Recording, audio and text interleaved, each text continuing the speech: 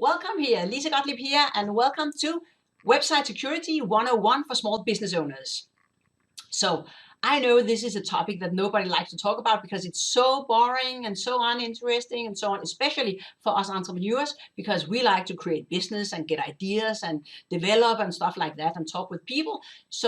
But this is so super important, and that is why it's on my agenda. So what I want you to pay attention to till now is because if you are in your house or at home, when you go to sleep, you lock the door. When you go to work or go to a holiday or anything, you lock your door. Maybe you even have a fence around your house or your home. Maybe you have a camera at the door. Maybe you have an alarm, or maybe you have some special lock on the windows. We do all kinds of things to protect our real estate. But your website, that is your real estate online.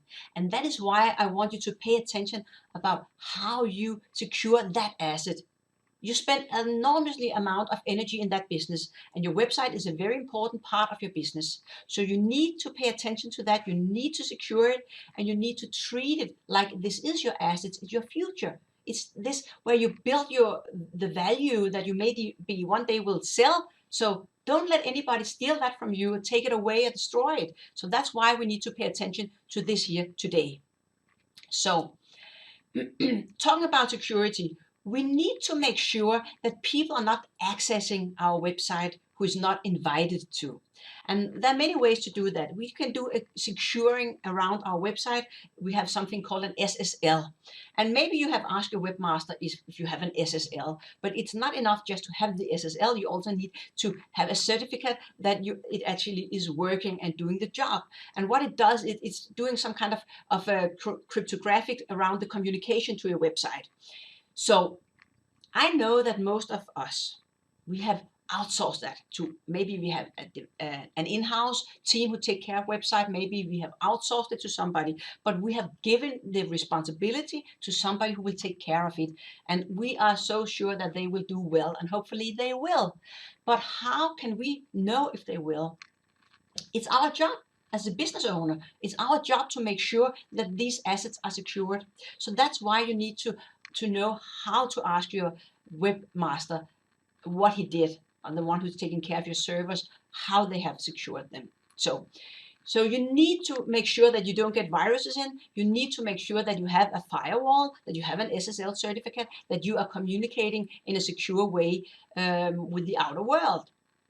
And there's actually a lot of free tools online where you can scan your website for free and you can see the security. It will be highlighted. So in the description below here, there's a link to a free test you can do on your website. And then you can print it out and give it to your webmaster and say, all these red ones, I want them to turn into greens. So this is a simple way to do it, but it's your responsibility, so you need to do it. And also the access. Who can access your website? Maybe you have employees who upload content to your website. You have the webmaster who's taking care of updating the website and so on. And you have your login and so on. A lot of small business owners, they share their password with their employees and people who work for them because they think, I don't have any important stuff on that website. Why would anybody steal this? It's not so important. But you don't know what? Hackers, they think it's important because they can use it. They can get access to your email. They can steal your credit card information. They can steal your customers. They can steal important information about your business. They can steal your traffic from Google. They can steal the domain. So they can put up, even you don't have anything of interest for them, they can use your connection to build a cluster and do their crime in there. So you have to prevent them from coming into your business. And you have to be serious about it. So you have to be also very, you have to pay a lot of attention about how you use the passwords. Don't use your kid's name or your pet's name and their birthday. Everybody does that. It's not a safe password. Use safe passwords, create new ones, have a routine about how often are they replaced or changed. And this is something that you can set up in the system, or your webmaster can set it up if you ask him to do it. So you have to make sure that they are asked to do it. and also to, verify when they log into the website that they are not a robot and that kind of stuff. So this is important stuff for you to take care of, that nobody cannot access who are not invited. It's not allowed to share password. Don't share yours, and don't let them share. I saw an interview on the street where some journalists, they asked random people on the street some questions, and within 5-10 minutes they had their password. People are so, they're not careful about how they store their password, and how they talk about it and how they create it. So this is your job as the manager, the owner of the business, to make sure that this is not happening in your business. So don't use simple passwords, don't share them, okay? You have to manage these things, and there are a ton of tools that can make management of this very easy. If you have domains on, for instance, GoDaddy, GoDaddy allows you to delegate responsibility for the website or the domain. So you don't need to be an expert in things with domain. You can delegate responsibility to your webmaster so that he can do the necessary change on that website. But he cannot do anything on your account wherever you have purchased your domain. So they can do just what you allow them to. So they cannot redirect or change. They cannot steal your domain and stuff like that. And that happens. So use these management tools that are out there, and most of them are for free. Also, where you have your website, maybe your website is on a server and you have maybe a backup somewhere. Where is that backup located? Make sure that it's not the same place. It's in the cloud, yeah, but the cloud is somewhere also on the earth. So if you have the website same place as your backup and the whole thing goes into fire, your backup is also ended up in smoke. So make sure that these are two places. Most hosting companies, they tell you that they have the backup in a secure place, but you may need to make sure that it is two different locations. There's also other management tools, for instance, within the blog and the website. When I have an assistant who uploads content to my website, I can make sure that her access is only to upload content. My webmaster, he can do certain stuff, but he cannot delete a website. So that is something that you can also set up in there, and you make sure that you have procedures for this kind of stuff. And then the backup. I talked about two different locations, but how often do you take a backup? How often is it necessary to take a backup? It depends on what you do on the website.